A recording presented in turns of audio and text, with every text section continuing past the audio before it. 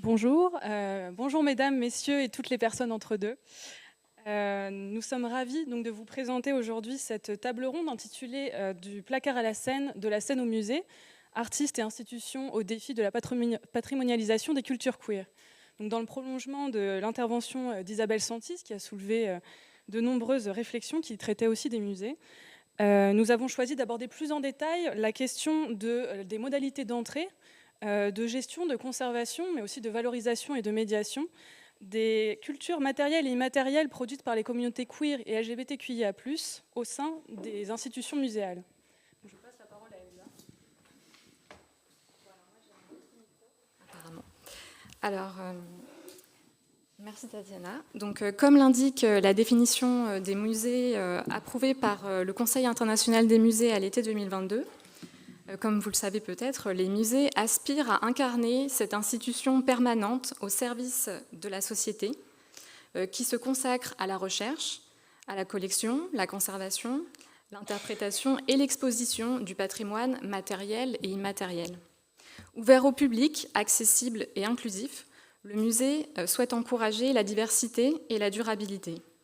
Il aspire à opérer de manière éthique et professionnelle avec la participation de diverses communautés pour offrir à ces publics des expériences d'éducation, de divertissement, de réflexion et de partage de connaissances.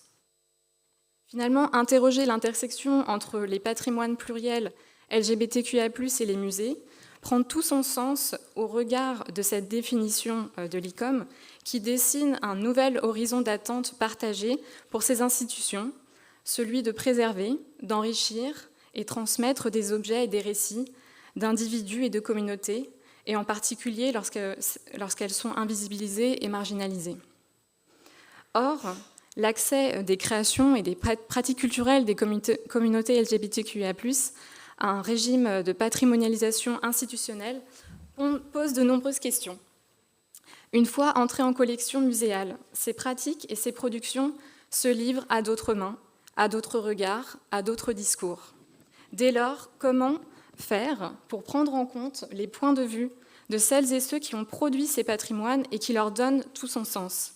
Comment les institutions publiques peuvent-elles collaborer avec les communautés LGBTQIA+, qui ont souvent déjà des pratiques patrimoniales, comme on a pu le voir tout au long de la matinée, pour la gestion et la valorisation d'objets et de pratiques qui sortent parfois, souvent, des cadres. Comment élaborer ensemble des discours capables de promouvoir inclusion et diversité à destination de publics variés qui sont plus ou moins informés et sensibilisés à ces sujets? À la suite d'initiatives prises par d'autres musées, notamment anglo-saxons, allemands ou encore belges, les professionnels des musées français ont commencé ces dernières années à s'emparer de ces questions, aussi bien des musées nationaux que territoriaux. Et ces questions concernent à la fois toute une partie assez visible du travail des musées, notamment la valorisation des collections à travers des expositions, mais il s'agit aussi d'un travail de fond qu'on pourrait qualifier de souterrain ou en tout cas de plus discret, plus modeste, qui concerne l'enrichissement des collections, leur documentation, leur indexation, leur mise en accessibilité via des bases de données, des portails en ligne, et bien sûr, et c'est très important, la conception de dispositifs de médiation. Donc, c'est ce travail collectif et au long cours qui est mené à bien grâce à un dialogue qui est actuellement renouvelé entre les professionnels du patrimoine, les militantes, les membres d'associations, les activistes, qui est au cœur, et les activistes, mais surtout les communautés qui sont producteurs et productrices de ces objets, de ces récits LGBTQIA+, et queer, qui est au cœur de cette table ronde, puisque notre première question depuis le début de cette journée, et comme l'a de nouveau rappelé Isabelle Santis au début de sa propre intervention, c'est comment travailler ensemble, comment être ensemble sur ces sujets, professionnels du patrimoine et communautés.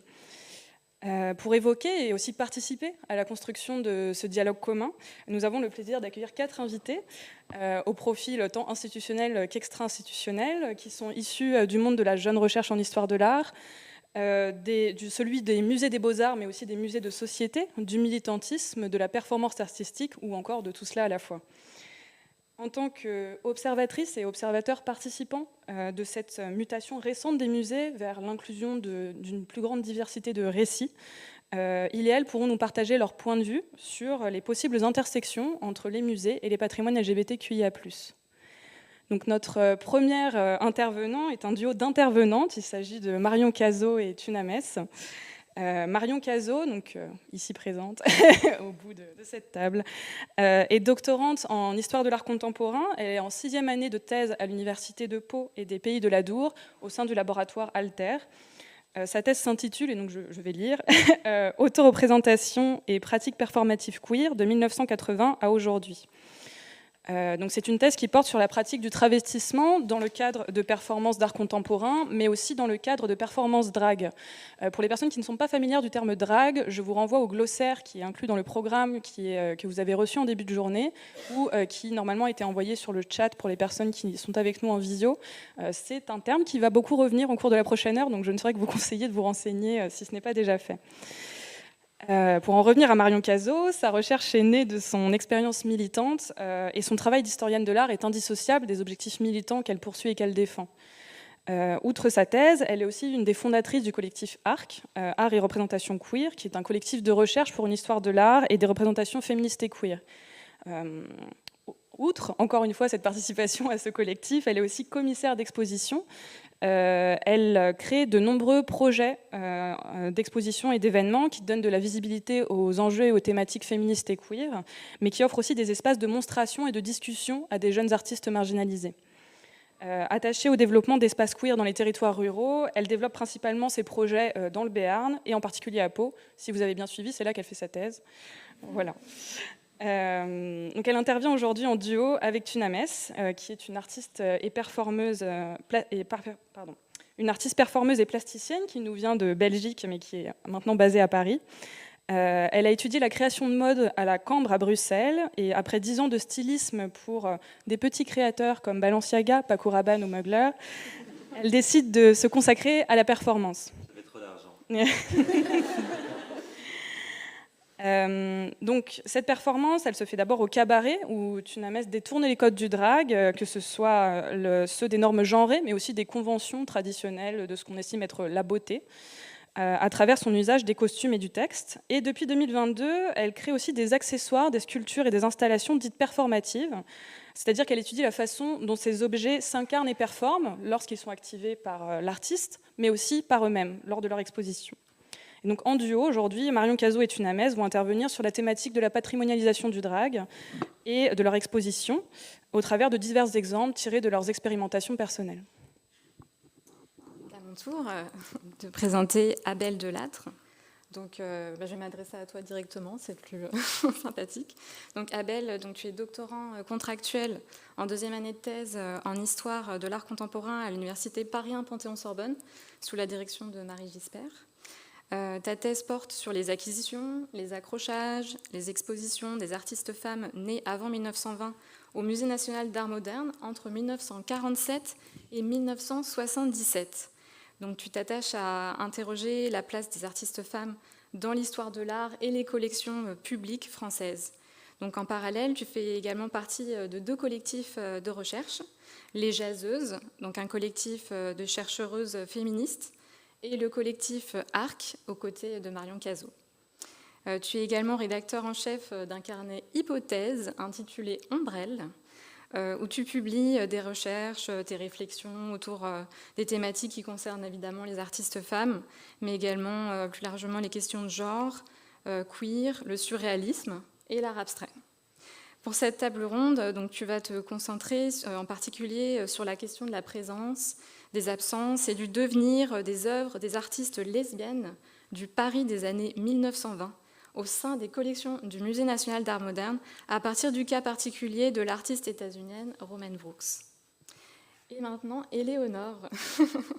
Éléonore Belin, donc, tu es chargée des expositions temporaires au MUNAE, le Musée national de l'éducation, qui se situe à Rouen. Et tu exerces cette fonction depuis 2022. Donc, historienne de l'art spécialisée dans les arts des pays d'islam. Donc, tu évolues depuis plusieurs années maintenant dans l'environnement professionnel et intellectuel des musées d'histoire, des musées de société. et tu t'intéresses à la construction des ponts et passerelles entre des patrimoines, toutes sortes de patrimoines, matériels, immatériels, beaux-arts, professionnels, techniques, intimes et collectifs. Aujourd'hui, comme professionnel, tu participes au projet Éducation et LGBTI+, qui est mené par le MUNAE, en partenariat avec plusieurs acteurs associatifs, comme tu vas nous en parler. Et tu réfléchis notamment à la gestion et à la poursuite de la collecte qui est en cours sur les patrimoines LGBTI+, et qui s'est ouverte, cette collecte, en 2017-2018. Donc c'est cette expérience de construction et de transmission d'un patrimoine éducatif LGBTQ+, que tu as proposé d'évoquer avec nous pour cet échange.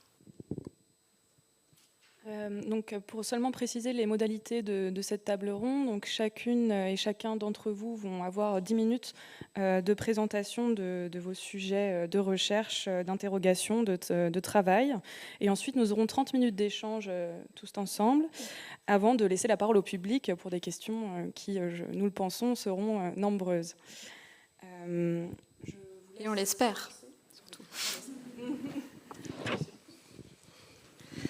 Alors, première question pour Thunames.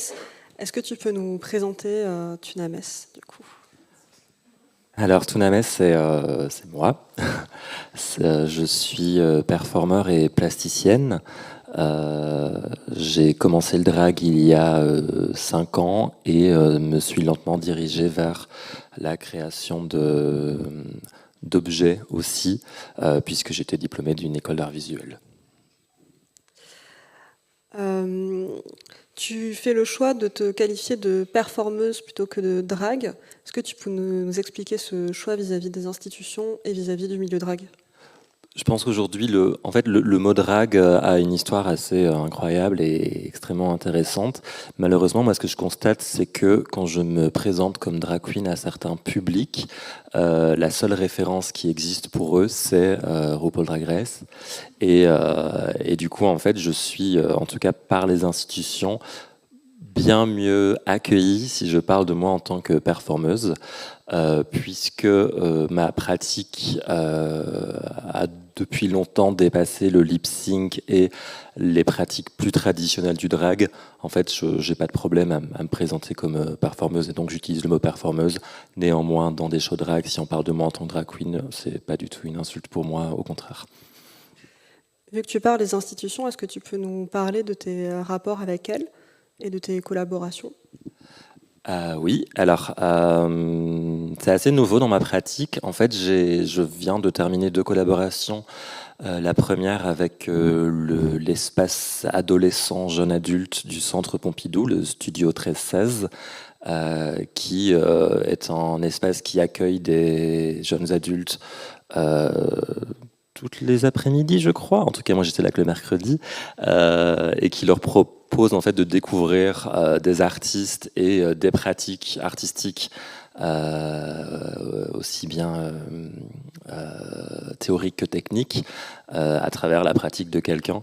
Donc, ils m'ont invité là-bas parce que par ailleurs, je couds aussi, et donc ça les intéressait pour eux que je puisse leur parler de la création d'un personnage, qu'est-ce que c'est qu'un personnage, qu'est-ce que c'est qu'incarner un personnage plutôt que le jouer, et de faire ça à travers un apprentissage très simple sur des coutures, voilà. Et ça m'a amené à faire une autre collaboration avec le Carreau du Temple pour leur festival Everybody, où en fait je proposais à tout à chacun de se mettre en drag, de créer un espèce de quick drag. L'idée était que ça aille très très vite et qu'on comprenne combien... parce que je trouve que le drag a aujourd'hui une image qui devient très artisanale, de comment est-ce qu'on crée un très beau personnage. Et moi j'avais envie juste de parler des fondements du drag à monsieur, madame, tout le monde, en abordant simplement la couleur, la symbolique et pourquoi se rendre... moche ou un peu monstrueux, c'est aussi dire des choses sur soi. Voilà. Et depuis, en fait, grâce à ça, j'ai une espèce de... j'ai une visibilité pour des institutions, et donc je bosse en ce moment avec un musée à Lille et un musée à Bruxelles sur des expositions, sur des performances. Et donc voilà, c'est ça mon rapport.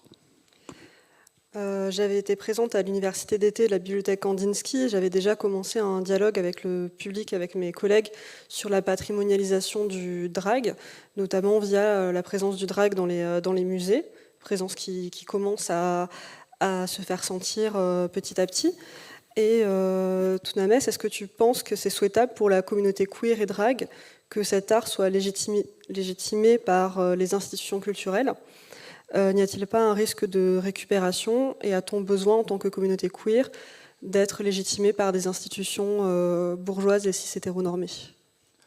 Je pense que c'est important aujourd'hui. Je pense qu'en fait, de toute façon, il y a une représentation qui se fait aujourd'hui du drag, qui passe, comme on en parlait tout à l'heure, par notamment la télé-réalité. La télé-réalité, ça veut dire des producteurs qui ne sont pas nécessairement, qui n'appartiennent pas nécessairement à la communauté queer. Et on sait aujourd'hui que c'est effectivement ces télé-réalités qui ont le plus de retours et de visibilité. Donc, je pense que il y a une réponse qui est importante et que cette réponse, si elle peut se faire par les institutions, elle est intéressante. Les modalités après, bien sûr, j'espère, pourront être moins dangereuses que celles d'une production télévisuelle qui a besoin d'abord de faire de l'argent et de l'audimat. Donc, je voulais parler de la notion d'hétérotopie foucaldienne. Du coup, dans le sens d'un lieu qui est à la fois un lieu émancipateur et à la fois un lieu emprisonnant. Donc, c'est-à-dire, par exemple, pour en prendre un exemple, un bar LGBTI, qui va être un lieu émancipateur parce qu'on va pouvoir être out devant les autres personnes, mais à la fois un lieu emprisonnant parce que si on va dans ces lieux queer, c'est parce qu'on n'est pas non plus les bienvenus dans les autres lieux. Donc c'est cette tension entre prison et émancipation qui réside dans le terme d'hétérotopie. Est-ce que tu penses qu'un musée qui expose du drag ou qui invite des artistes drag à performer, est-ce qu'il a un potentiel hétérotopique ou est-ce qu'il reste coincé dans sa matrice de musée ? Moi, j'avoue que j'y crois pas trop et que je pense que c'est même dangereux de croire qu'on pourra construire cet espace à l'intérieur du musée. J'ai l'impression que parfois dans les invitations que j'ai eues justement, on a cru que par ma simple présence en drague, la dynamique d'un show drag, les qualificatifs de l'espace du show drag allaient être transportés dans le musée. Et en fait, moi, ce que je constate, c'est que c'est pas du tout le cas, mais que c'est mieux de le savoir pour justement faire en sorte que la présentation du drag, de la pratique, soit la plus compréhensible possible, parce que finalement, enfin, même moi, je veux dire, quand je rentre dans un musée et qu'il y a un espace qui a été créé qui est une hétérotopie, en fait, possiblement, moi qui suis un peu timide, j'y vais pas. J'ai peur. Et je pense que c'est pas ça non plus l'idée, quitte à mettre du drag à l'intérieur du musée. Après, qu'il y ait des traces de de comment cette hétérotopie existe ailleurs, ça c'est important. Qu'on se rende compte qu'en fait, on est bien dans une autre modalité et qu'on ne voit pas exactement ce qu'est le drag. Qu'on n'entende pas dire « ceci est un show drag » juste parce qu'il y a une performance qui se passe dans un musée. Et est-ce que tu peux nous parler de la performance qui avait été prévue en nightclub au Centre Pompidou, qui n'a pas eu lieu à cause des grèves ? Ouais, qui n'a pas eu lieu à cause des... Alors, c'est une soirée qui était organisée par le Georges, donc le restaurant du Pompidou. Donc, c'était quand même une soirée qui était privée, qui se faisait dans le Pompidou, mais qui utilisait plus le nom que ce n'était vraiment la programmation du Pompidou en soi. Pour le coup, elle était vraiment organisée comme une autre soirée. Il n'y avait rien qui me faisait dire que ça allait être l'occasion de faire d'autres types de performances, parce que c'était vraiment une soirée faite pour danser et boire. Si vous buvez. Puisque là, on est dans le contexte d'une journée d'études par les élèves conservatrices du patrimoine, comment tu penses qu'il est le mieux d'exposer le drag ? On a eu la discussion avec Rémi Baer, qui en ce moment une exposition à la Galerie Serroussi sur le drag clown. où le drag, voilà, on pense d'abord à exposer des photographies de show et des tenues, et comment aller au-delà en fait d'un mannequin vide et inanimé, et au-delà de photographies de performance. Comment on peut exposer du drag, et quelles sont les modalités à prendre en compte? En vrai, je me demande à quel point c'est possible et s'il faut vraiment vouloir exposer du drag ou si justement il faut cultiver cette idée qu'on est en train d'exposer des traces de performance.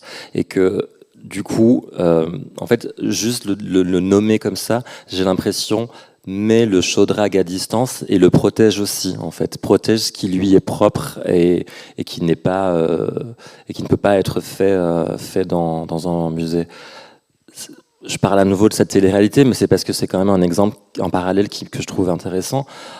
Quand tout à coup, à la télévision, des producteurs nous font entendre que c'est vraiment du drag qu'on regarde, ben en fait, le public après qui vient à des shows drag, il n'est pas du tout ni préparé, ni nécessairement ne comprend ce qu'il est en train de voir, et possiblement aussi dévalorise ce qui est valorisé à l'intérieur de cet endroit. Donc je pense que pour moi c'est ça le risque au musée aussi, et donc je trouve que parler de traces de performance est plus juste, et après s'il y a des drag queens qui par ailleurs comme moi sont plasticiennes, là l'œuvre elle a un nouveau rapport, mais du coup moi je la réfléchis pas comme je réfléchis une perf que je fais dans un drag show, c'est vraiment autre chose. Est-ce que la mainstreamisation qui est en cours du drag via ce concours télévisé, allié à une forme de patrimonialisation qui est en cours, est-ce que ça met à mal, est-ce que ça met en danger les racines mêmes du drag et des scènes locales? Les racines du drag sont à la fois très profondes et à la fois, en fait, l'arbre, il est tout petit. Enfin, il y a pas d'argent, donc je pense pas que ça fasse vraiment du mal, parce que je pense qu'il y a des gens qui découvrent le drag à travers cette émission et qui, en fait, tombent amoureux du drag, effectivement, qui dépasse un moment la télé-réalité. Donc non, je pense pas que ce soit négatif. Après, du point de vue de la communauté, je pense que c'est pas facile tout le temps de se rendre compte que y a une espèce de mécompréhension de notre culture et de notre pratique, parce que la grille de lecture seule, c'est la télé-réalité. Et c'est pour ça que moi, je suis pour ces conversations et pour faire entrer du drag, même si c'est par des traces, au musée, dans les institutions en général. Merci beaucoup, Marion et Touna. On va passer la parole à Abel. Merci.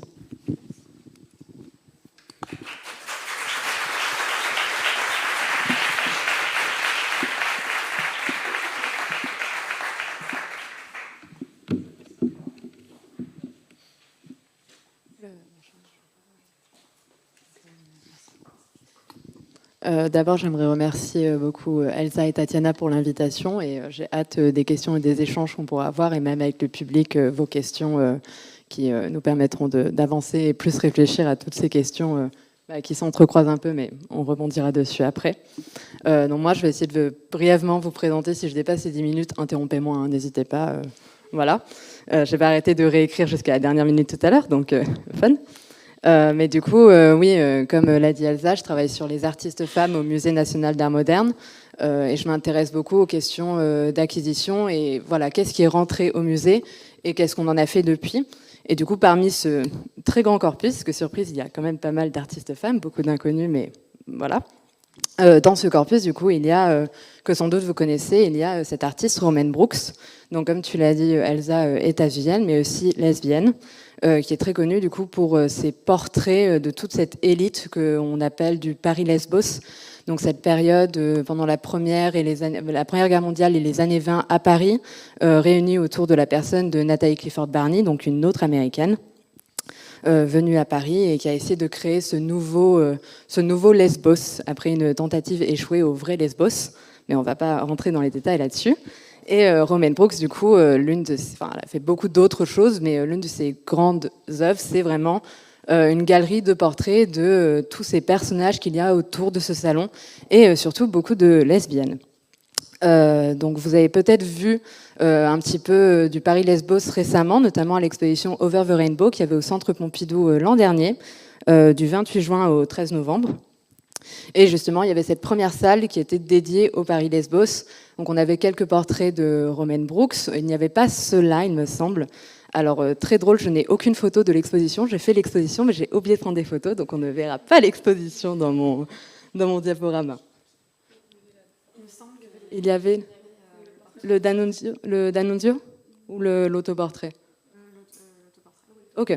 Il y avait l'autoportrait, et dans tous les cas, je sais qu'il y avait le portrait de Nathalie Clifford Barney, mais qui appartient pas au Musée national d'art moderne, mais au Musée Carnavalet, et qui, lui, est dans les collections permanentes. Donc c'est assez intéressant. Si vous voulez voir du Romaine Brooks, c'est visible, un peu à Paris, et surtout à Poitiers, et à Blérancourt, mais c'est un peu loin et compliqué d'y aller. Mais du coup, pour revenir sur le sujet de Romaine Brooks, du coup, c'est assez intéressant de voir qu'il y a ces œuvres lesbiennes, enfin lesbiennes et très queer, dans les collections depuis vraiment longtemps, mais qu'on n'a pas vu jusqu'à récemment, donc jusqu'aux années 80, avec cette exposition monographique sur Romaine Brooks. Donc moi, dans mon travail, d'abord, je me suis posée et j'ai regardé les œuvres qu'il y avait de Romaine Brooks dans ses collections, et j'en ai trouvé 4. Donc là, on en voit 2. Donc il y a le portrait de Gabriel D'Annunzio, le poète en exil. Lui a été donné par Romaine Brooks lui-même, donc à l'époque c'était le musée du Luxembourg.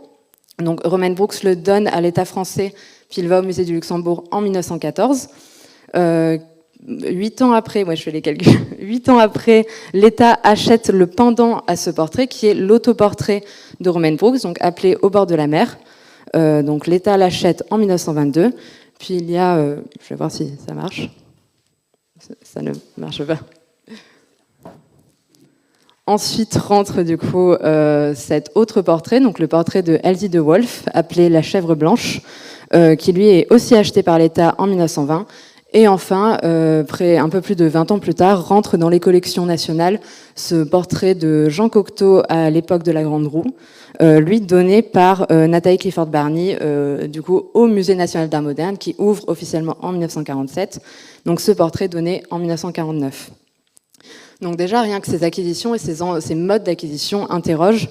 Par exemple, pourquoi est-ce que Nathalie Clifford Barney donne ce portrait de Cocteau? Comment ça se fait qu'on a ce portrait de Elsie de Wolf, qui est Elsie de Wolf dans les collections? Assez intéressant aussi cette question on a ce portrait de Gabriel D'Annunzio qui est donné par Brooks, et plus tard l'autoportrait qui rentre. Donc, comme je l'ai dit, normalement l'autoportrait est le pendant de Gabriel D'Annunzio. Donc ma théorie, c'est Romaine Brooks a d'abord donné ce portrait de D'Annunzio, puis a signalé il y a ce pendant qui existe pour que les deux soient réunis, et c'est assez important parce que Romaine Brooks et Gabriel D'Annunzio étaient proches.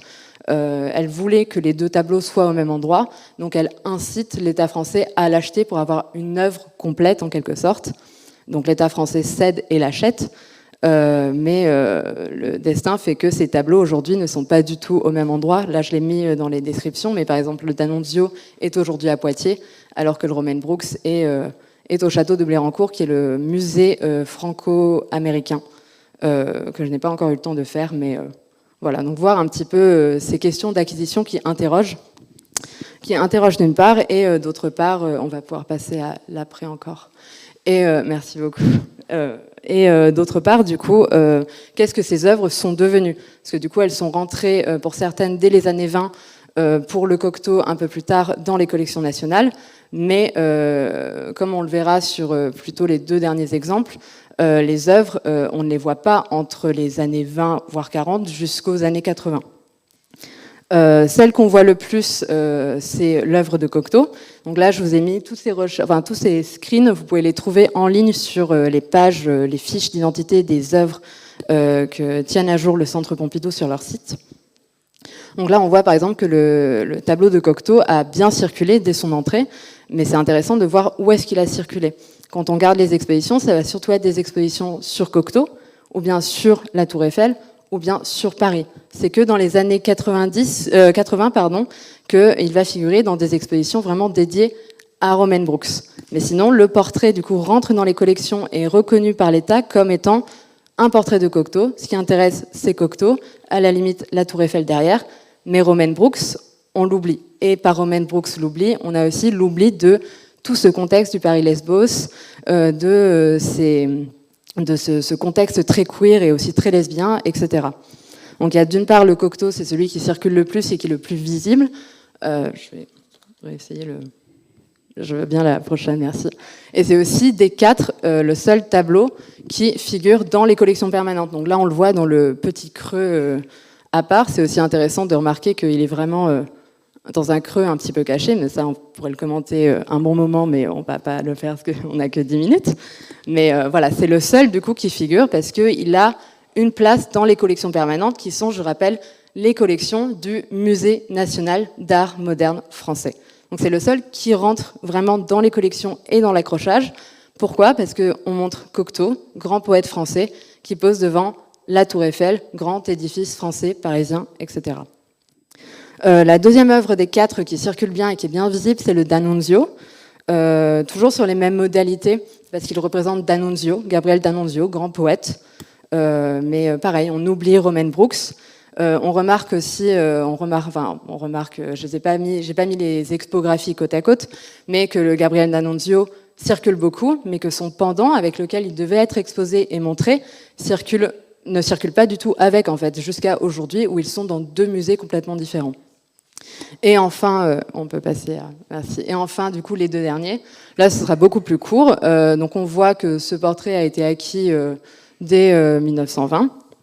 Et qu'il y a un énorme trou entre environ, j'essaie de revoir un petit peu de loin, entre 1925 et les années 70-80, donc 71, il y a une première monographie Romaine Brooks aux États-Unis. Donc l'un des 2 tableaux est prêté pour l'exposition puis revient en France. Et 1987, la première exposition sur Romaine Brooks au musée de Poitiers. Mais du coup, ces 2 œuvres-là ne circulent pas pendant plus de 50 ans, on ne les voit pas. Elles sont dans les réserves, elles ne bougent pas des réserves, elles n'ont pas leur place dans les collections permanentes et on ne les montre pas. Donc c'est assez intéressant, enfin moi dans mes recherches c'était assez intéressant de partir de ces cas-là pour essayer de voir un petit peu les nouveaux sens donnés. Par exemple le Cocteau, c'est assez intéressant parce que Cocteau, le portrait qu'en fait Romaine Brooks, c'est vraiment comme figure qui se joint à ce salon, qui est encore à l'époque assez jeune, donc jeune homosexuel qui se joint à ce salon, qui en fait partie, qui trouve un cadre très stimulant, etc., pour sa propre poésie, mais qui là est complètement vidé de sens, et le musée va le présenter comme un tableau presque patriotique. En fait, c'est Cocteau, le grand poète français, devant la Tour Eiffel, donc c'est vraiment un moyen de... bien véhiculer, bien montrer l'art français. Et à l'inverse, les tableaux du coup auxquels on n'arrive pas à redonner un sens, on va les cacher, on les montre pas. Ce tableau de Elsie de Wolf, je ne me rappelle pas l'avoir vu dans une quelconque exposition récente, et comme le montre l'expographie, on ne l'a jamais vu circuler. Donc c'est assez intéressant, ce traitement d'œuvres qui sont queer, mais comment est-ce qu'elles rentrent dans ces collections nationales et surtout dans cette histoire de l'art française à laquelle participe activement le musée en la présentant. Si j'ai encore un peu de temps, peut-être quelques mots sur... 1 minute ? Ok. Donc voilà, donc c'est beaucoup de questions qui doivent être posées. Donc quelques petits mots rapidement Over the Rainbow. Donc comme je vous ai dit, la première salle, on voyait un petit peu ces œuvres. Ce qui est bien, ce qui est une première étape de donner une visibilité à ces œuvres, de les remettre en circulation, de montrer qu'elles existent. Mais maintenant, il y a aussi beaucoup d'autres questions que doivent se poser le musée ou auxquelles le musée doit essayer de répondre, notamment d'une part, comment ces œuvres sont entrées dans les collections, toutes ces questions de transmission. Là, on n'a pas le temps, mais peut-être dans les questions, la participation de Nathalie Clifford Barney dans essayer de transmettre les œuvres. Là, je signale rapidement le travail d'une masterante. Là encore, on l'a beaucoup répété dans la journée aujourd'hui, mais c'est souvent des jeunes chercheurs et des jeunes chercheuses qui travaillent sur ces sujets. Donc là, il y a une jeune masterante, Sharon Gabet, qui travaille sur cette question de Nathalie Clifford Barney et de la transmission des œuvres de Romaine Brooks. Donc d'une part, cette question de transmission et d'acquisition, et d'autre part, ok, aujourd'hui on les a vues, est-ce qu'on va encore les voir demain ? Est-ce qu'elles vont s'insérer dans les collections permanentes aujourd'hui ? Pour le moment, donc l'exposition elle a un peu moins d'1 an, mais pour le moment, on regarde le parcours permanent du musée. On ne voit toujours pas Romaine Brooks. Romaine Brooks est retournée soit à Poitiers, soit au musée de Blanc-en-Cours, mais elles ne sont pas revenues dans les collections permanentes. On ne parle toujours pas du Paris-Lesbos dans les collections permanentes. Donc voilà. Donc, je me termine là et puis on pourra revenir dessus dans les échanges. Merci.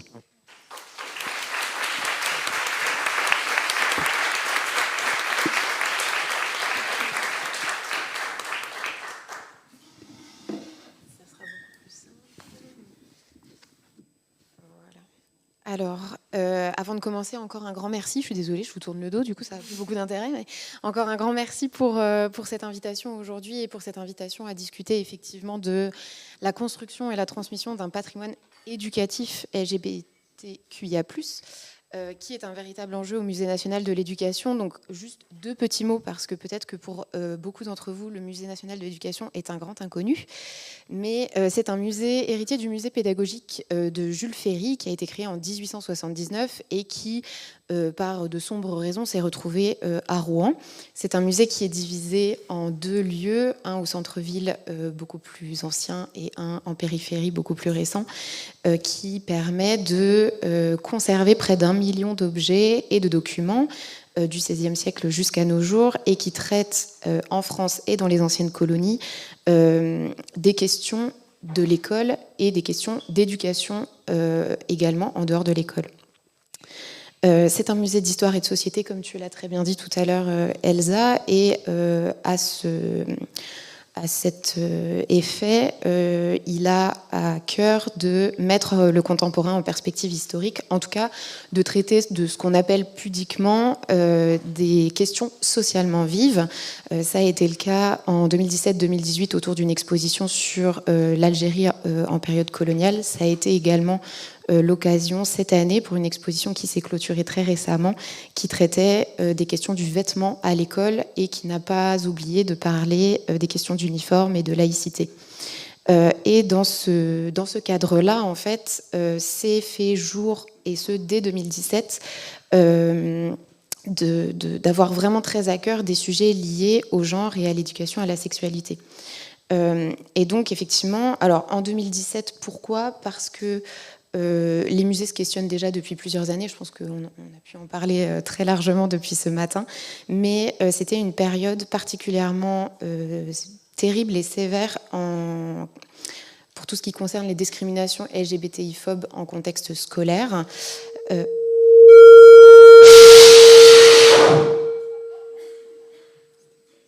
voilà, ça tombait pile poil. J'ai touché à rien, promis. Il a explosé. Non, c'est bon. Bon, ben voilà ce que ça fait, les attaques LGBTI-phobes. Voilà. Mais aussi, effectivement, une vraie réflexion sur le climat scolaire, l'inclusivité, et ce genre de très grandes questions. Et pour autant, même si les musées s'emparent de tous ces questionnements-là, il n'y avait rien en lien avec l'enfance et l'école, et c'est pour ça que le musée s'est positionné sur ces questions-là. Et donc... Ah, c'est celui-là. Ah, peut-être. Donc ce projet se développe à cette époque-là dans une volonté vraiment d'explorer l'histoire LGBTI dans le monde de l'éducation et de l'école. Et dès le départ, c'est un projet que l'on a voulu monter de manière partenariale avec une mobilisation d'un comité de pilotage constitué d'acteurs associatifs très local, donc au niveau Normandie, le centre LGBTI de Normandie, le refuge Normandie avant sa chute, Fierté colorée, et puis les membres de la communauté éducative. Tout ça parce que le musée avait vraiment à cœur de tenir une position, non pas de sachant, mais au contraire plutôt comme un lieu d'accueil, à la fois un lieu physique où les réunions de travail pouvaient avoir lieu effectivement, mais aussi comme lieu institutionnel de convergence de réflexion qui était jusqu'alors assez éparse. On a eu également la chance de monter plusieurs partenariats un petit peu plus ponctuels avec notamment Aide, dont on a parlé ce matin, le planning familial, CRIPS Sud à Marseille, etc. Mais il semblait effectivement pour nous, et ce dès le départ, fondamental de recueillir l'expertise des publics concernés et des acteurs et actrices impliqués pour mener un projet que le musée ne veut toujours pas, parce que c'est un projet qui est encore court, comme vertical. Alors, rétrospectivement, j'ai pas beaucoup le temps de développer vraiment la méthodologie de travail, mais on a souffert un petit peu d'un manque de méthodologie, mais on y travaille encore et on est aussi là pour apprendre. En tout cas, l'objectif de ce projet, il était double, d'identifier une collection d'objets et de documents qui étaient déjà conservés dans le musée pour valoriser évidemment un patrimoine éducatif LGBTI+, et puis donc pour la recherche et les publics, et puis pour évidemment toujours transmettre sous la forme d'actions de médiation et de formation, notamment envers la communauté enseignante. Et pour ça, lancer une collecte. Alors, avant de lancer la collecte, là, je vous ai mis quelques exemples de documents qui étaient déjà dans les collections avant 2017. On a eu l'occasion d'en parler ce matin, malgré le fait que ces documents étaient déjà dans les collections du musée. En fait, elle donnait à voir une collection héritière d'un plan de classement hétéronormé qui ignorait les questions d'orientation sexuelle et de genre. Donc là, pour vous donner une idée, on avait plutôt des documents issus donc des planches de catéchisme, des photographies de classe, des littératures de l'institution ou de littérature pédopsie, des manuels scolaires. En tout cas, il a fallu questionner l'existant et pour ça, on a dû modifier le plan de classement des collections et son thésaurus. Et donc, on a créé 2 nouvelles entrées. Alors, je ne sais pas si vous les voyez d'ici, mais c'est la 368, 369, éducation à la santé et à la sexualité, et 3618, les luttes contre les discriminations. Ça peut paraître anodin, mais c'est essentiel, puisque jusque à cette période-là, si vous cherchiez dans les collections du Musée national de l'éducation les termes LGBT, les termes trans, les termes non-binaires, les termes lesbiennes, les termes homosexuels, rien ne remontait.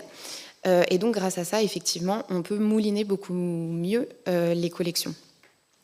Et puis, d'autre part, effectivement, une collecte des objets et des documents qui témoignent des pratiques de la communauté éducative dans le champ des LGBTI+, et donc qui inclut toujours la lutte contre les discriminations, mais pas que, puisque la question de la visibilité et de l'émergence des modèles positifs, c'était vraiment très très important.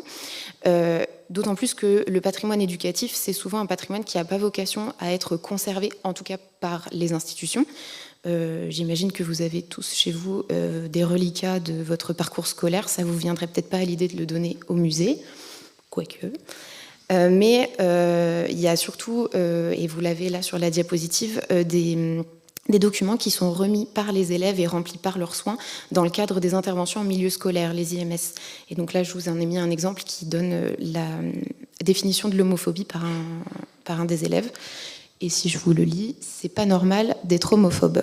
Je m'arrête là, mais voilà.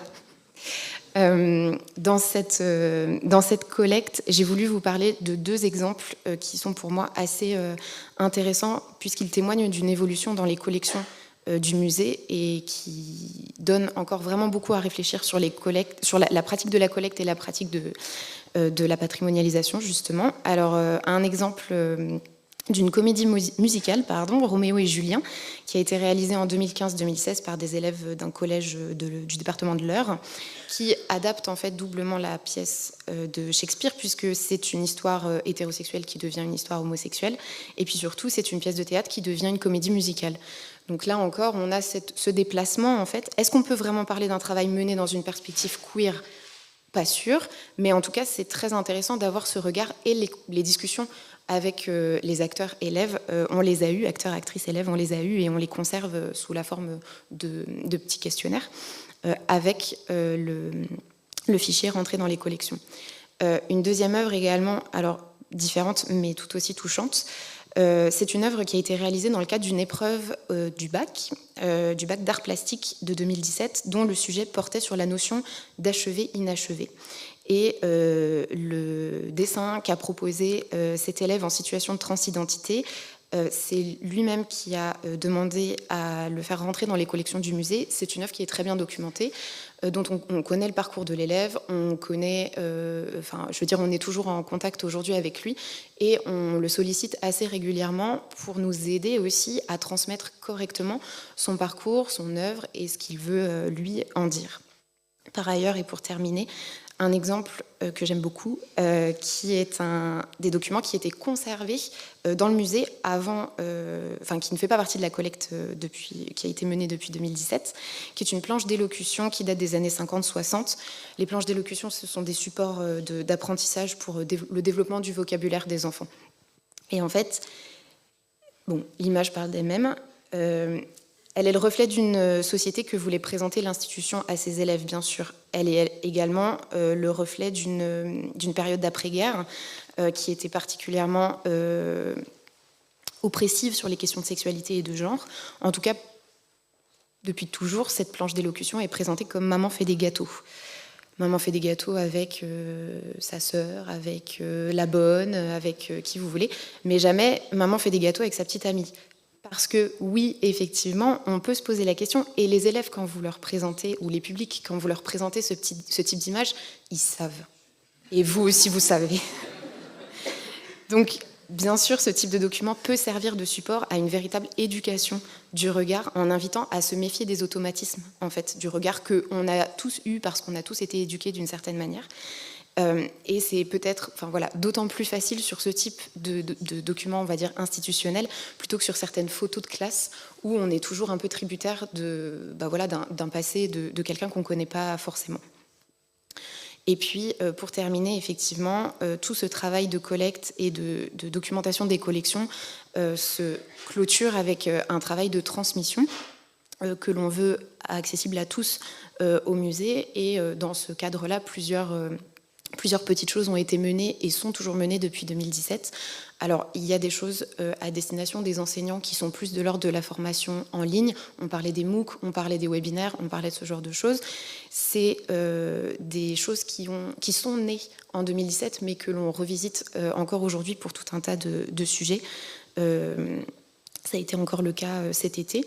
On a également monté une exposition sur panneau, donc une exposition itinérante qui a vocation à être empruntée, qui est empruntable par surtout les établissements scolaires, mais pas que. En fait, tout le monde peut le faire. Si vous voulez dans votre cuisine, vous pouvez. Mais le but, c'est vraiment de rendre visible à tous, grâce à la matérialité des collections, et participer à la légitimation d'un sujet, même si on peut se poser encore la question de si c'était un besoin, mais en intégrant en fait à une collection des objets qui, selon le Code du patrimoine, sont désormais des trésors nationaux. Donc pour nous, c'est vraiment important de transmettre en fait ce discours-là jusque, bien sûr, dans les classes, et là, en l'occurrence, dans un centre de documentation. Et puis, pour le moment, c'est encore pas le cas, mais on espère que ça pourra prendre forme assez prochainement. Les questions d'éducation et de communauté LGBTI+, elles ne sont pas présentes dans le parcours permanent du musée, tout simplement parce que le bâtiment dans lequel on habite pour le moment n'est pas vraiment adapté et il n'y a pas la place. Donc on organise des visites de réserve thématiques assez régulièrement, mais on aimerait vraiment pouvoir intégrer ce discours dans le parcours permanent de l'exposition pour qu'il soit vraiment disponible à tous lors de votre visite. Merci.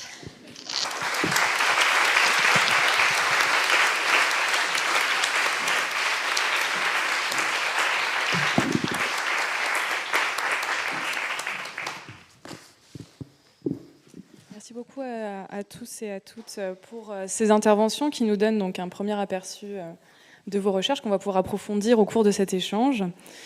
Je vais commencer par une question assez large et qui va nous faire remonter finalement à la première de vos interventions, qui est de est-ce que finalement il faut vraiment patrimonialiser les œuvres et les objets en lien avec les cultures LGBTQIA+, mais surtout queer, avec toutes leurs dimensions militantes, et comment le faire?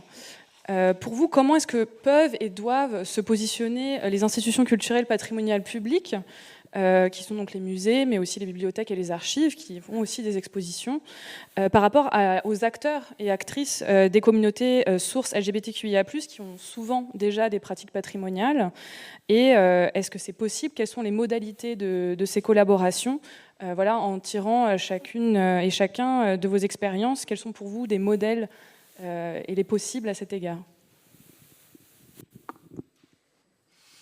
Je vais essayer de répondre. Je dirais que le plus important, à mon avis, est d'intégrer les personnes en amont dans la réflexion de l'exposition. Ça évite des quiproquos et du vocabulaire malheureux, pour dire poliment. Et aussi, ça permet voilà, un engagement plus fort des communautés. Si on sait que certains des nôtres ont été dans l'organisation, ça nous donne plus confiance pour se déplacer, plutôt que de se dire, voilà, c'est une grande institution qui a fait une exposition sur nous, mais sans nous. Est-ce que ça fait vraiment sens? C'est pas sûr. Et donc, c'est la censure. Dans le doute, je me déplacerai pas. Donc voilà, les intégrer en amont. Et après, est-ce qu'il faut vraiment patrimonialiser le queer? Je sais pas, c'est une question que je me pose actuellement. Est-ce qu'il faut patrimonialiser le drag? Je pense que dans des musées spécifiques, ça peut être intéressant. Si on avait un musée de l'art queer, par exemple, ça pourrait faire sens. Dans un musée d'art contemporain, je ne suis pas sûre que ça résonne correctement avec le sujet.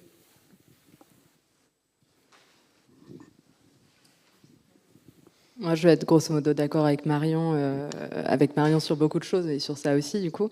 Sur la question de patrimonialiser ou pas, je sais pas, parce que je suis un peu partagée, parce que d'un côté, ça permet de montrer à des personnes qui n'y sont pas du tout familiers ou familières.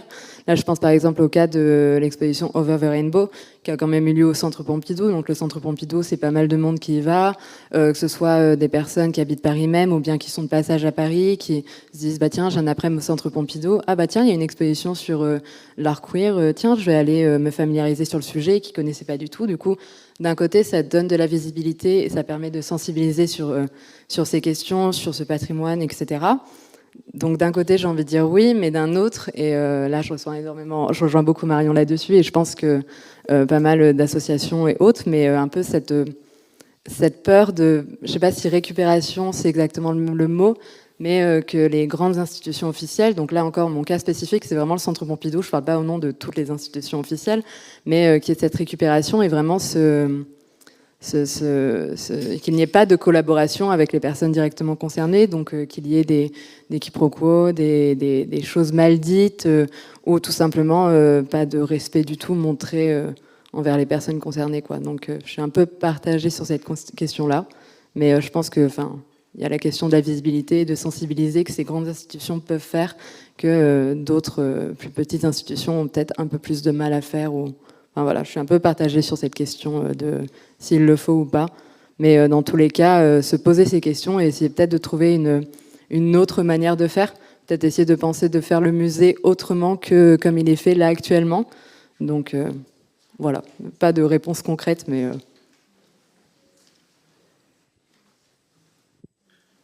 Je sais pas si tu voulais réagir. Je t'emprunte le tien, je suis désolée, j'ai trop peur de celui-là. En fait, je vous rejoins complètement sur ces questions-là, alors même que je viens de vous présenter quand même quelque chose qui traite de la patrimonialisation dans un musée. Donc c'est un peu embêtant. Mais en fait, conserver, bien sûr que c'est important parce que sinon on va perdre des traces importantes, même si évidemment il y a des choix qui sont faits, c'est le principe même de la collection. Et là, c'est un autre qui s'ouvre, mais la question la plus difficile à engager, c'est comment faire, effectivement, et je pense que là, avec la pile de questions qui nous attend, on va peut-être pouvoir essayer d'y répondre. La question du micro est vraiment cruciale. En fait, justement, j'ai un peu envie de glisser de cette première question vers la question, non pas de l'exposition, qui est quand même très importante, mais aussi de l'acquisition, parce que c'est une question qui a émergé dans nos échanges. Et justement, peut-être pour toi, Éléonore, et toi, Touna, de se poser cette question de... alors certes, là, on a beaucoup parlé de comment bien exposer, etc. Mais comment bien acquérir? Et finalement, par exemple, pour le drag, je sais, voilà, tu as parlé de traces, plutôt que d'essayer de reproduire quelque chose. Au contraire, de montrer des traces, de mettre à distance, en contexte. Et pour toi, comment est-ce qu'on pourrait acquérir ces traces? Est-ce que ce serait des dépôts dans les musées, des acquisitions pour entrer dans les collections? Est-ce que tu aurais envie de partager ton expérience qui intégrerait la documentation de cette œuvre pour être sûr qu'à l'avenir, on puisse présenter cette œuvre correctement et en accord avec ta vision. Et ça, c'est un peu un focus que je trouverais intéressant pour qu'on aille un peu dans le détail. Et pareil pour toi, Éléonore, peut-être un peu nous revenir sur cette collecte et un petit peu sur les axes pour la suite de cette collecte que vous avez envie de poursuivre. Alors, je ne sais pas si je peux répondre de toute façon tout à fait exhaustive à ta question parce que je ne suis pas encore dans les musées.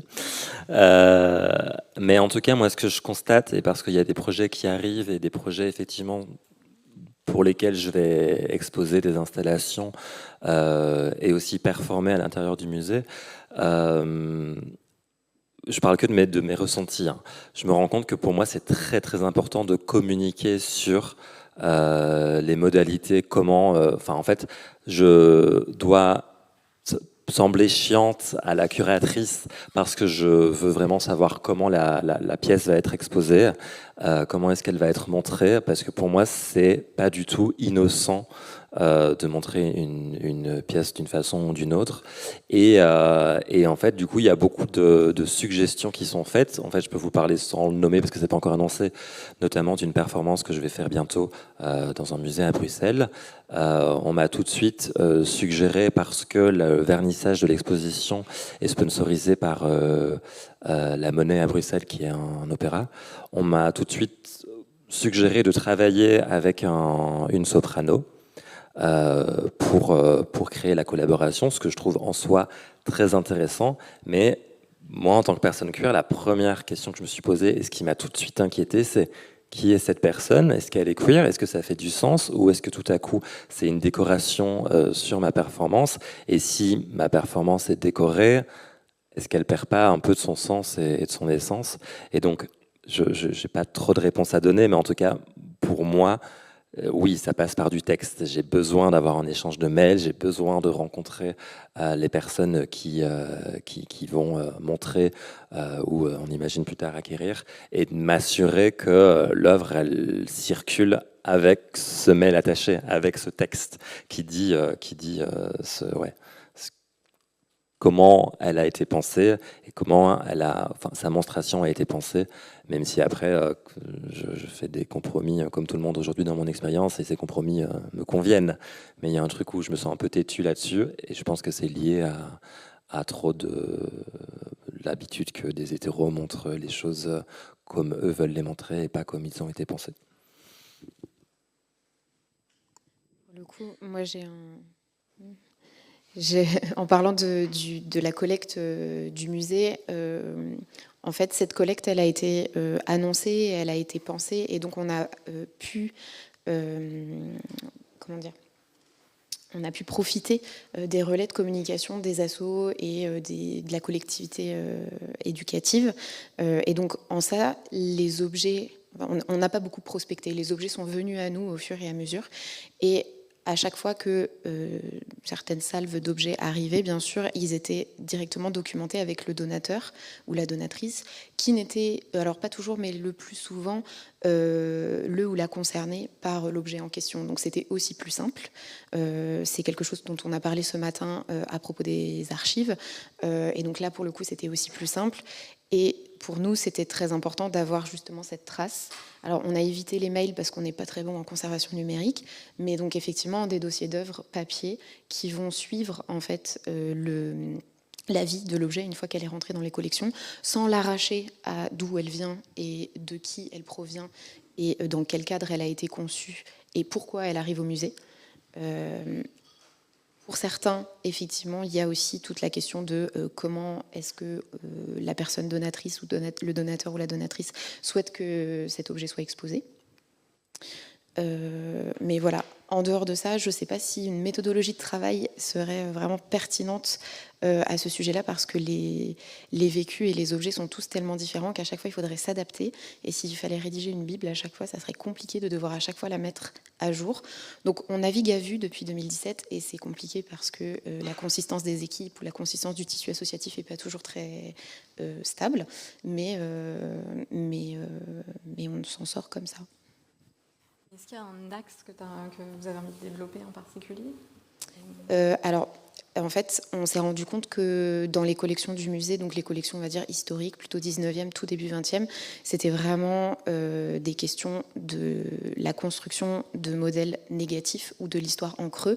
Et donc là, ce qu'on essaye de faire, c'est vraiment de contrebalancer et d'avoir tout ce qu'il y a de modèles positifs. Donc on a vraiment un axe d'acquisition de littérature jeunesse sur les questions de l'homoparentalité, sur la question des couples lesbiennes, des couples gays, des couples de la communauté, pour donner des modèles à des enfants qui vont grandir et qui vont pouvoir trouver dans leur bibliothèque d'établissement potentiellement des modèles qu'ils ne trouveraient pas ailleurs ou qu'on leur aurait tout simplement pas présenté dans le cadre familial. Là, c'est l'axe auquel je pense le plus parce que c'est celui qu'on a réactivé assez facilement. Mais effectivement, les questions des interventions en milieu scolaire, elles sont aussi importantes parce qu'elles sont obligatoires dans les programmes. Et comme nous, on est très liés avec le ministère de l'Éducation, ça fait aussi partie de ces questions-là. Voilà, c'est les deux grosses choses.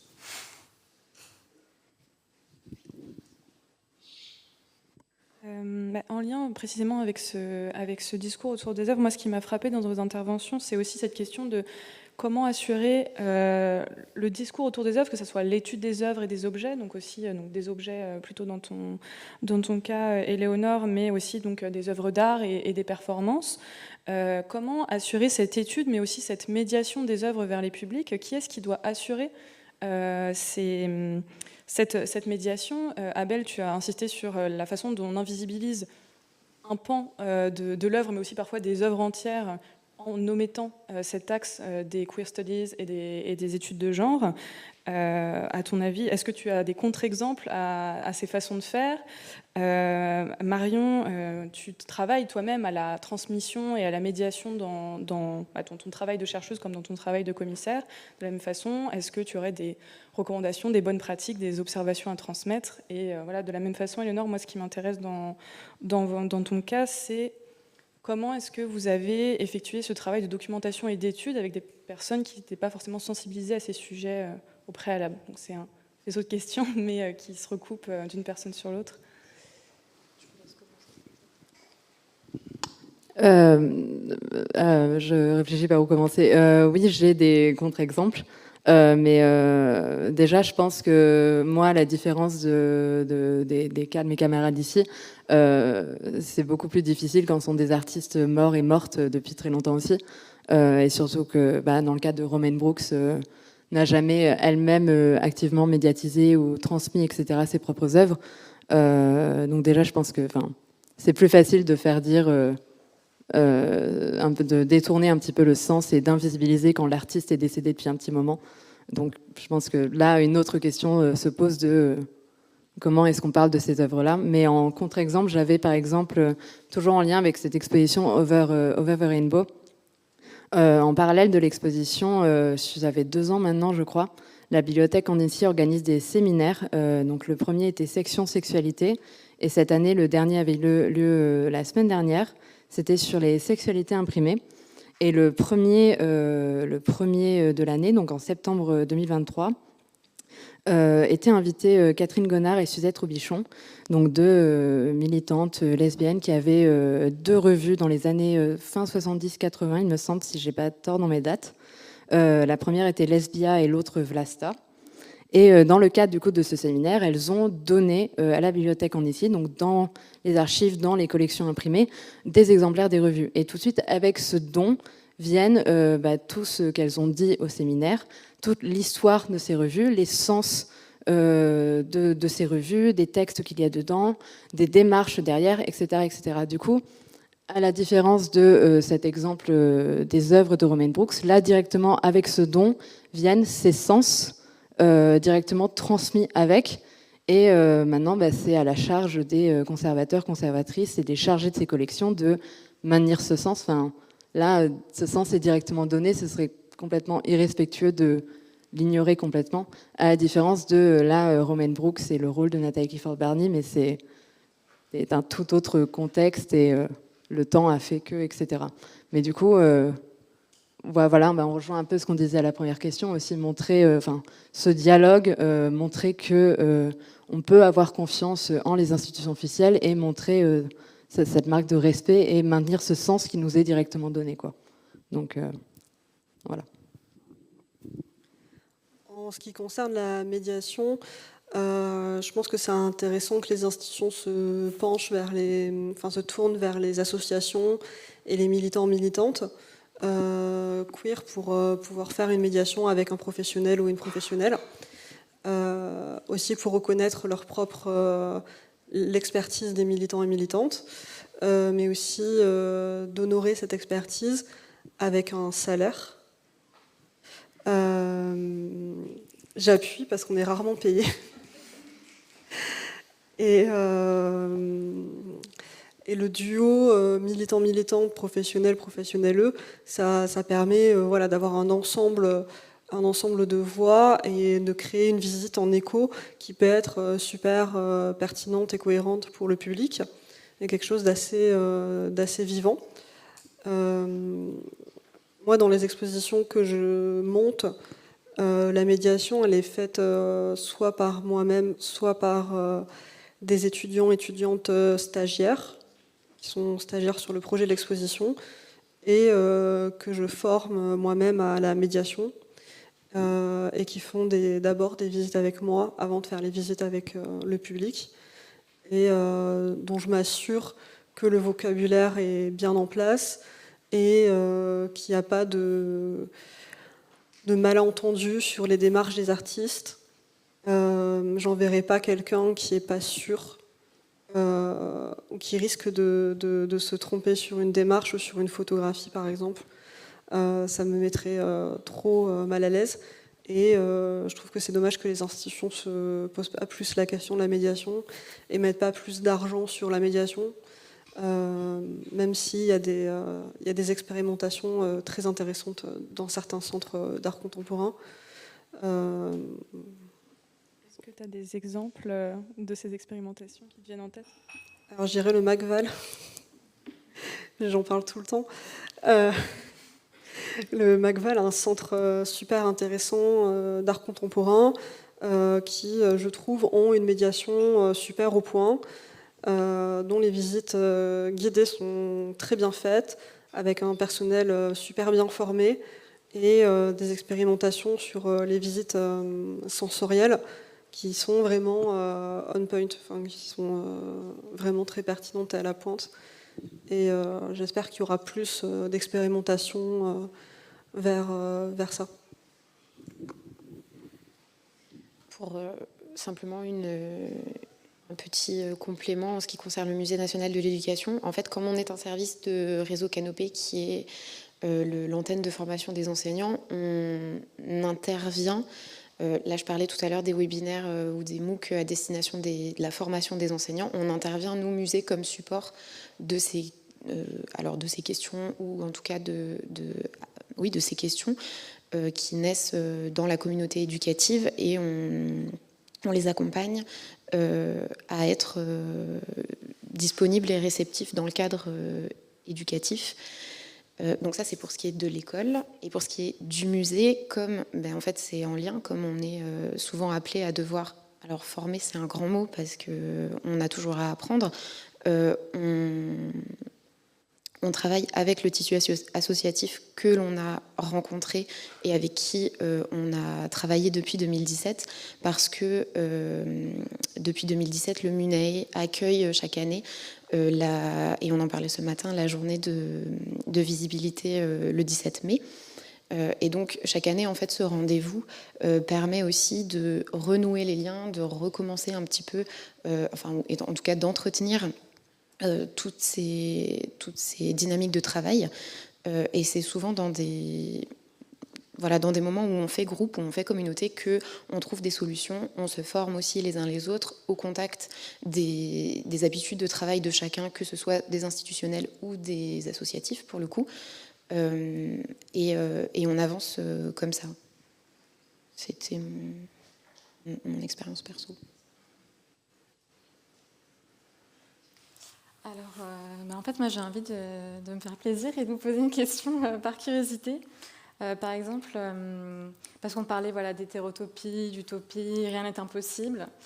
Par exemple, Abel, si on te donnait les clés du Musée national d'art moderne, qu'est-ce que tu aurais envie de nous proposer? Et de la même façon, comme ça je te laisse un peu le temps de réfléchir. Et Léonore, pour la suite, voilà, pour le parcours permanent, comment est-ce que tu aurais envie d'intégrer ces questions-là, justement?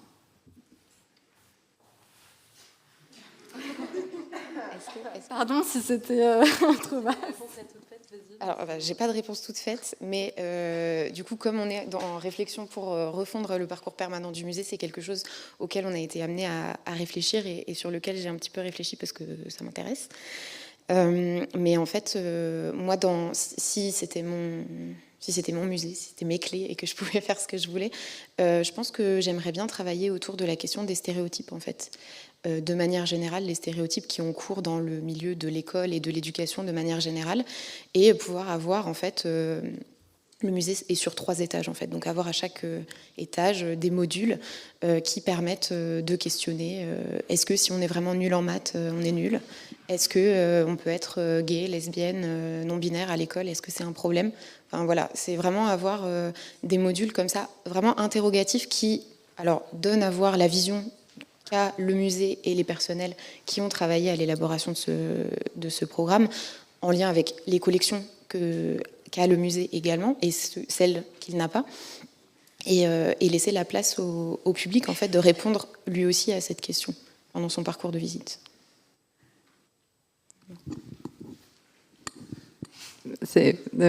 Ouais.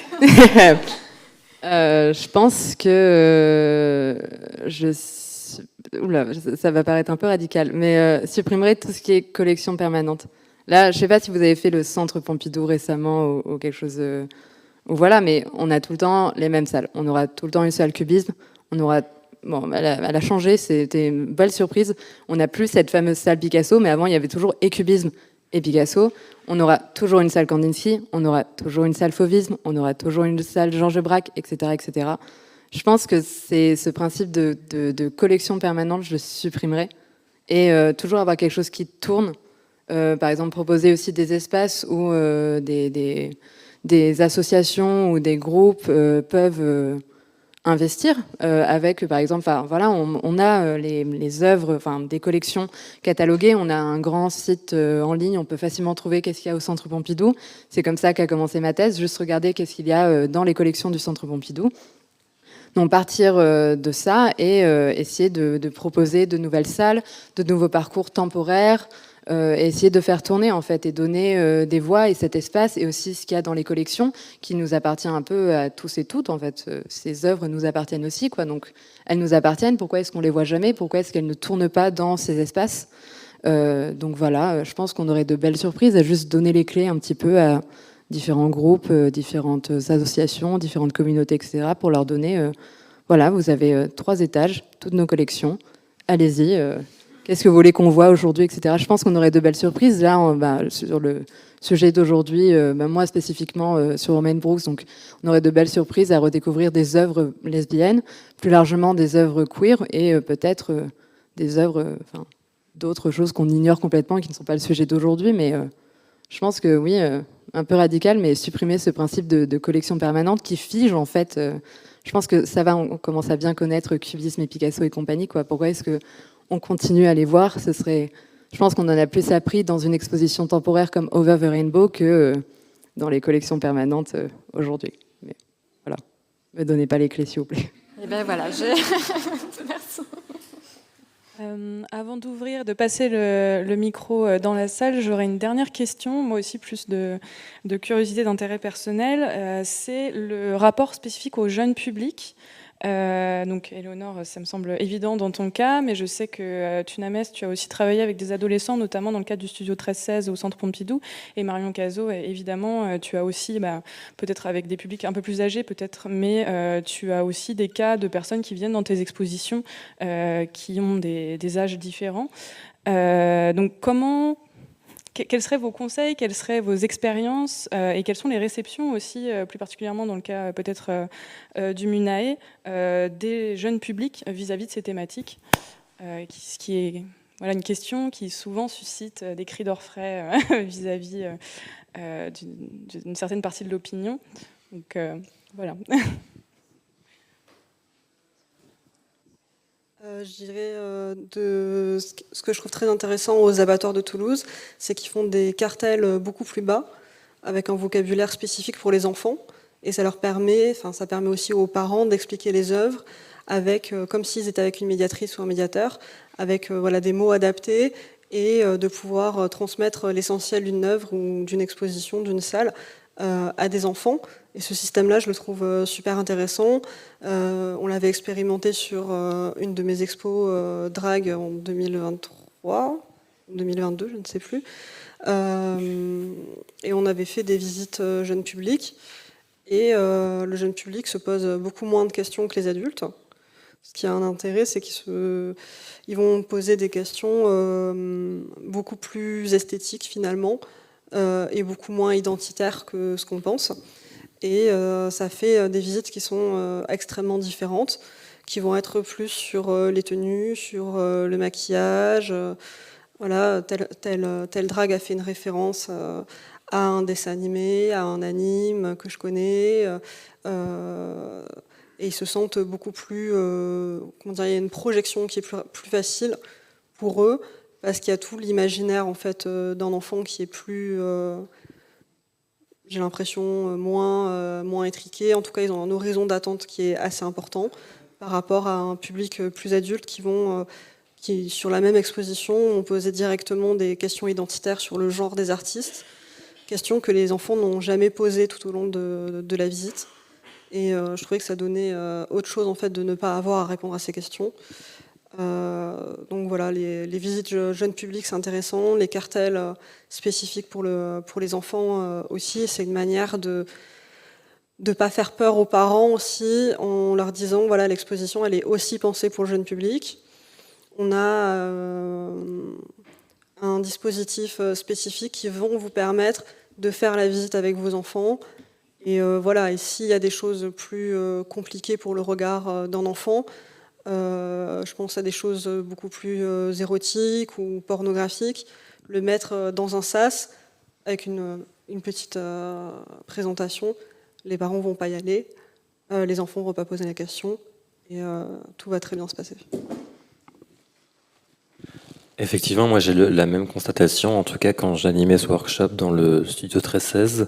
En fait, les questions n'étaient pas là où je pensais qu'elles allaient être, parce que ce que je me rendais compte, c'était que c'était pas du tout politique pour eux, que la perspective n'était pas politique, que la perspective, elle était que sur ce qui était devant eux, et pas sur comment ça existe dans le monde.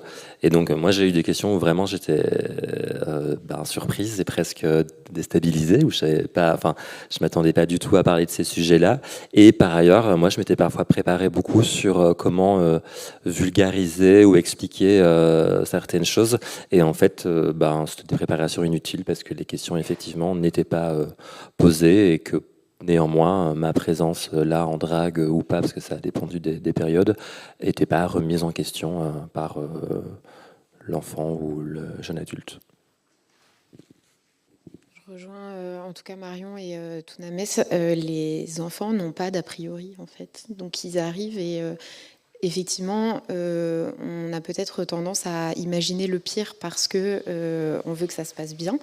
Mais en fait, ça va bien se passer. Vraiment. Et pour le coup, le public scolaire et le jeune public de manière générale, c'est le cœur de cible du Musée national de l'éducation.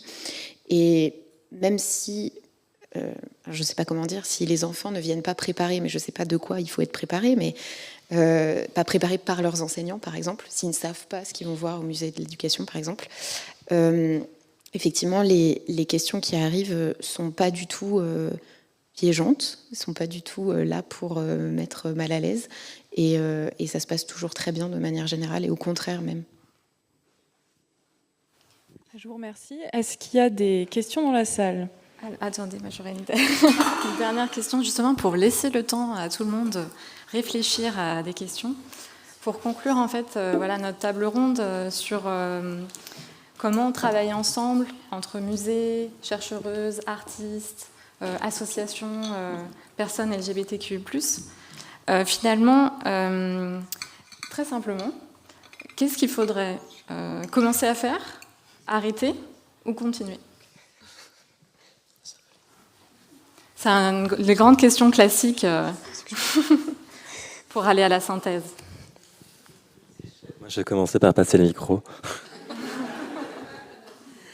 Je dirais inviter les associations et les militants, militantes de sa ville et faire le point sur ce qui a été fait, relever s'il y a déjà des réclamations ou des choses malheureuses qui se sont passées pour ne pas les refaire, et vraiment écouter les demandes des diverses communautés pour voir où est le besoin, où est l'attente, et qu'est-ce que le musée ou l'institution peut faire pour y répondre, et essayer de trouver des compromis d'exposition, de mise en place, et si possible des acquisitions, parce que les acquisitions c'est toujours intéressant parce que ça veut dire de l'argent.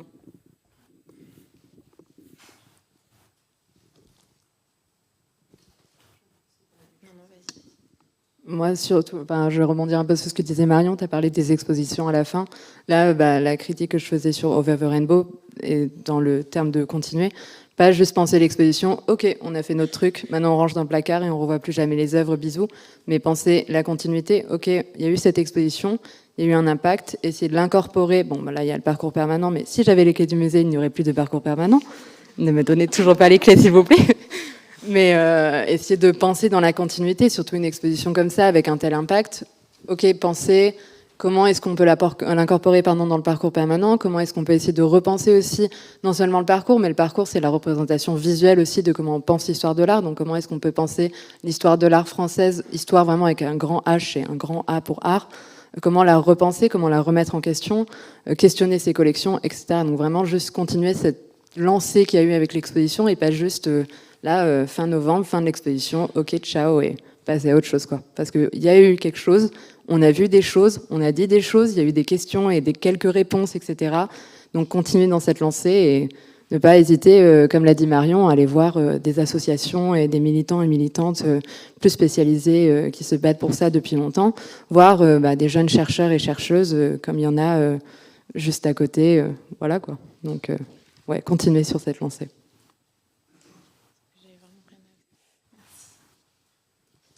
Alors maintenant, si vous avez des questions, n'hésitez pas. Oui, bonjour. Anne-Lie Victoire, journaliste.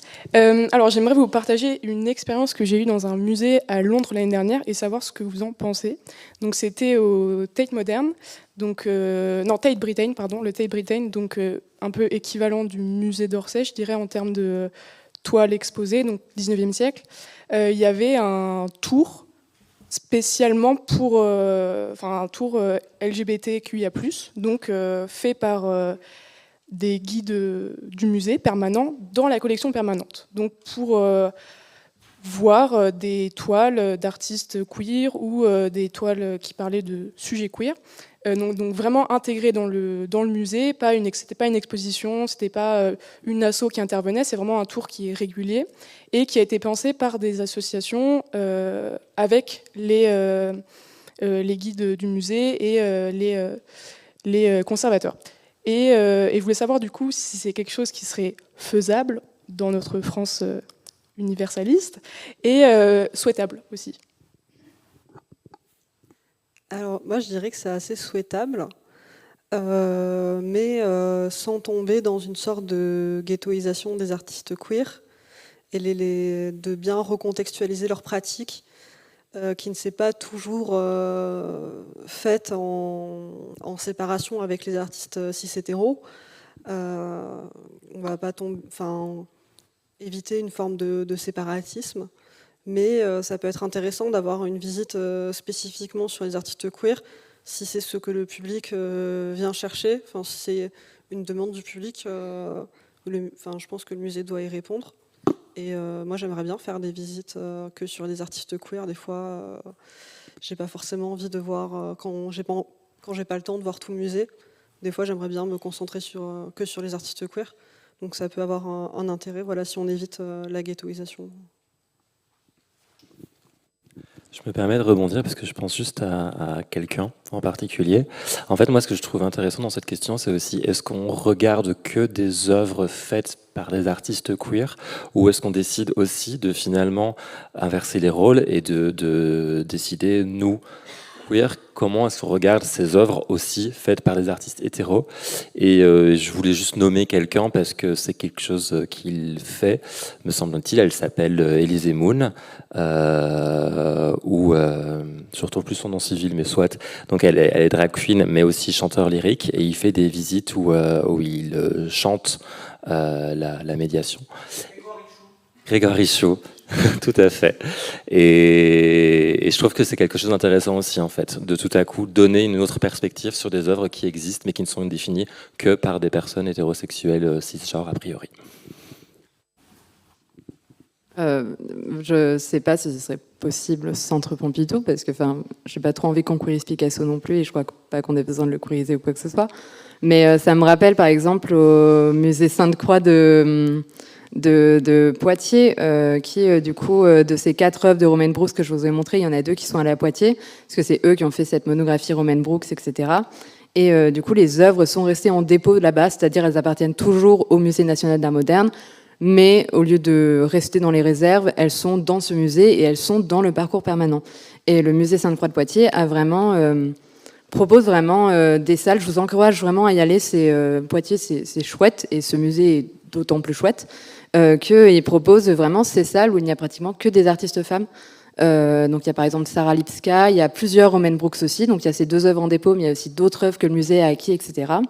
Et je ne l'ai pas fait moi-même, il me semble qu'ils ont une application, et on peut faire le musée en suivant un parcours artiste-femme.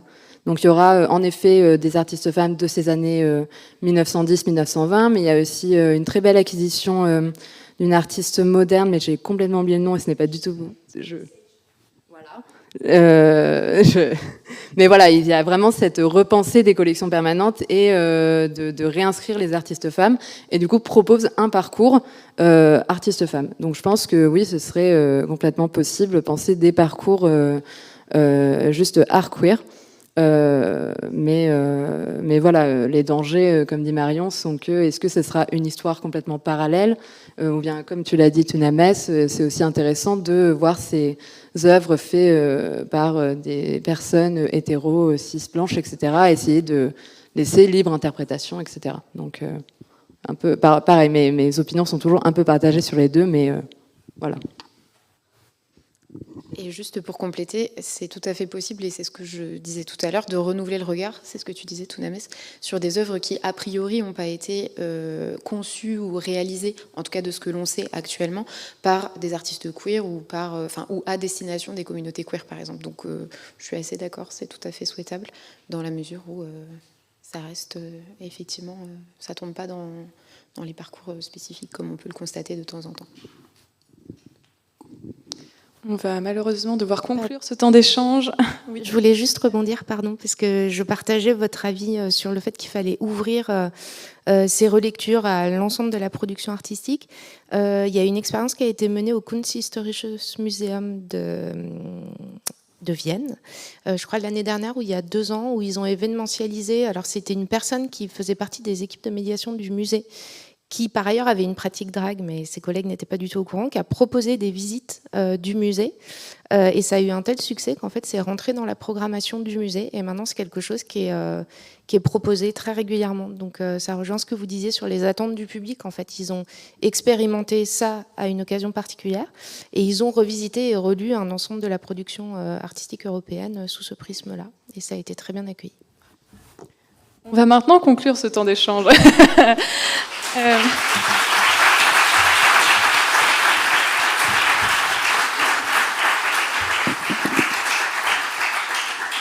Merci à vous. Donc pour la suite du programme, on va reprendre dans 10 minutes. Je vous demande s'il vous plaît de revenir à 45 et restez jusqu'à la fin, parce qu'on a une surprise à la fin de cette journée qu'on ne vous dévoilera pas avant la fin de cette journée. Voilà, à tout de suite.